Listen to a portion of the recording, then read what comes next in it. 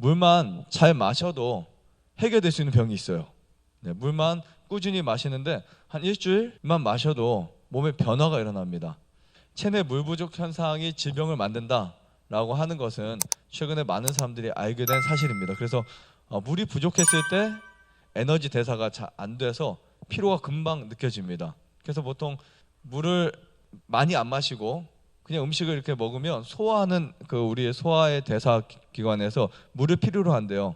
근데 물을 필요로 한데 그 물을 가지고 못 쓰니까 이제 수분이 한쪽에서는 소실이 될 거 아니에요, 그죠?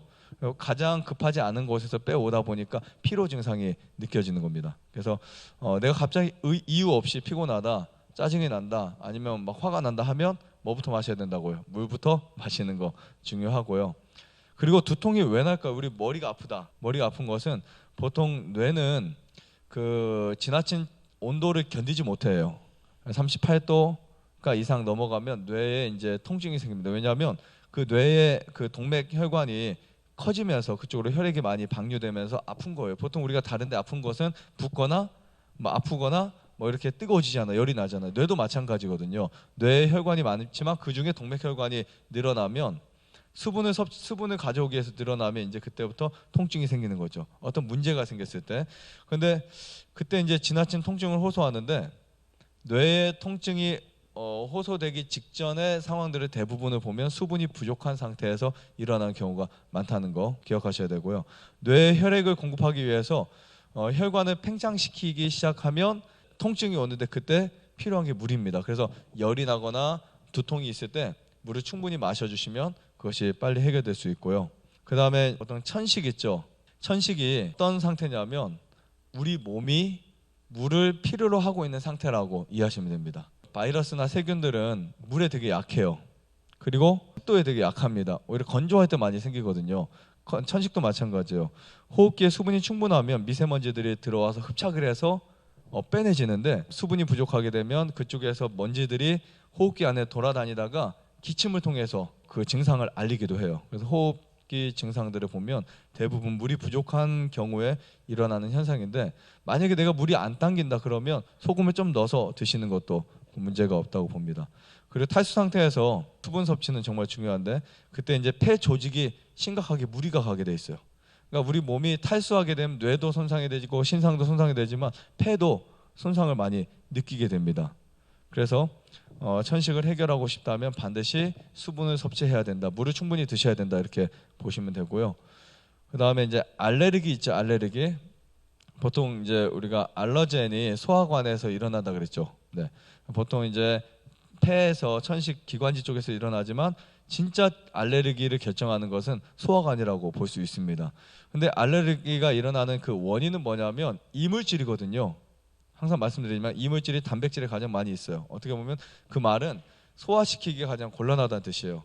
그럼 이물질이 생기면 우리 몸은 그것을 적으로 착각을 하고 그것을 없애려고 이제 노력을 합니다. 근데 어떤 문제가 생기면 우리 몸에서는 경보가 울리고 히스타민이 분비가 돼요. 그래서 그 문제를 해결하는데 물이 충분해야 우리 조직에서 물이 충분해야 장기 조직에 충분해야 이 히스타민을 다시 소멸시킬 수 있어요. 근데 물이 부족하게 되면 히스타민이 몸을 돌아다니면서 각 곳에서 혈관에 방출하고 그리고 각 세포에 알레르기 반응을 일으킬 수 있습니다. 그래서 물이 부족할 때 알러지가 일어날 수 있고 혹은 아토피가 일어날 수 있고 그래서 물을 충분히 드셔야 이런 부분도 해결할 수 있습니다.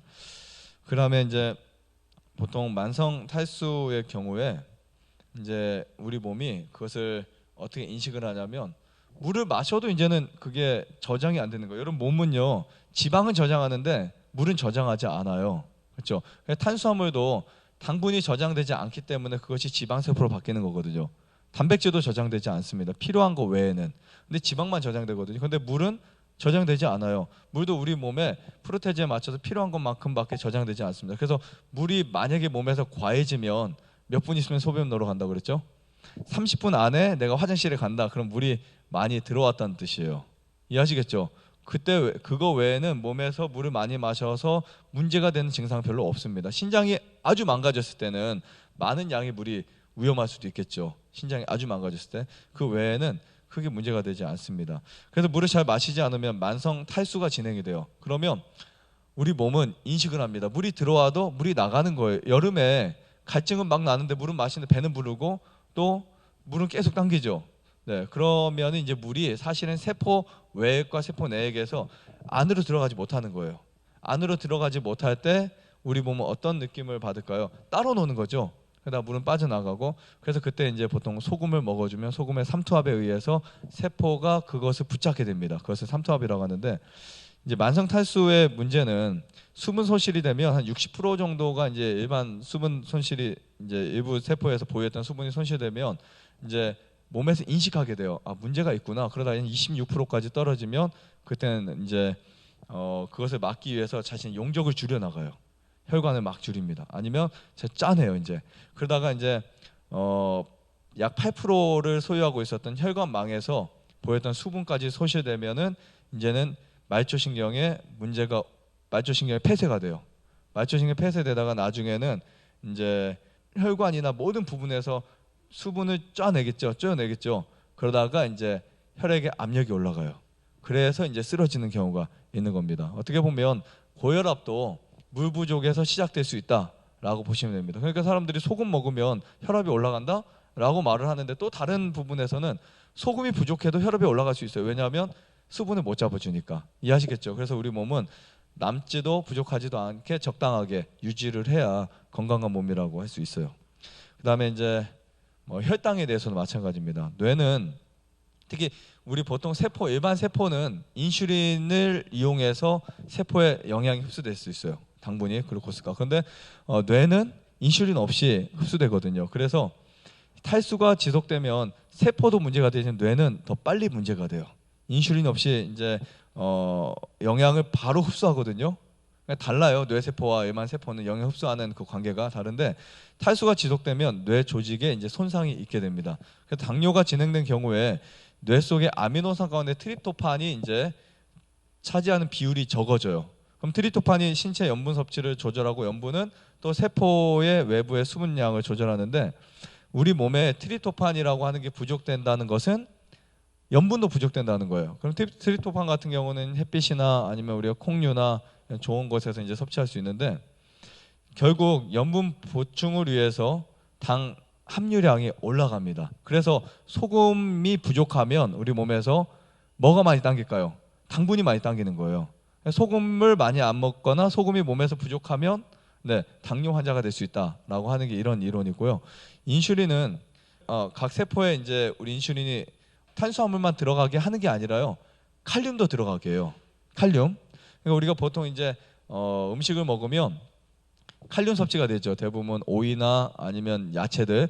그 칼륨 섭취가 되면 칼륨이 세포 안에 안 들어가면 세포 외에서 굉장히 문제를 일으킬 수 있어요. 칼륨 과다증에 걸려요. 그래서 신장 환자에게 정말 중요한 것은 칼륨을 많이 섭취하냐 적게 섭취하냐, 이것도 중요한데 세포가 그것을 받아들일 수 있냐 없냐가 되게 중요한 거예요. 근데 세포에서 이제 칼륨을 받아들이게 되면 다행히 세포 외부와 세포 외액과 내액에서 그것이 아주 적당하게 이렇게 유지를 하는데, 그렇지 않으면 굉장히 심각한 문제로 해서 우리 몸에 큰 일들이 일어납니다. 근데 인슐린이 이제 물이 부족했을 때 인슐린이 부족하게 돼요.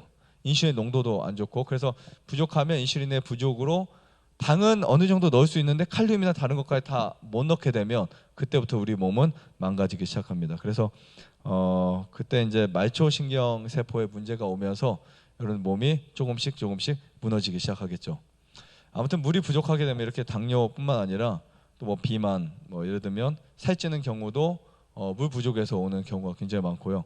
그 다음에 또 호르몬 대사의 문제를 통해서 지방이 분해지지 않거나 수분 부족이 혈액순환에 문제를 일으키거나 뇌질환, 혈관계, 관절염, 특히 요통 같은 거, 그리고 신장 결석이라든지 피부 노화, 이런 모든 질환들이 물과 관련되어 있다는. 그래서 어떤 경우에 이 물만 잘 섭취해줘도 해결될 수 있다라는 거 꼭 기억하시고요. 좋아요, 구독, 안에다가 눌러주세요.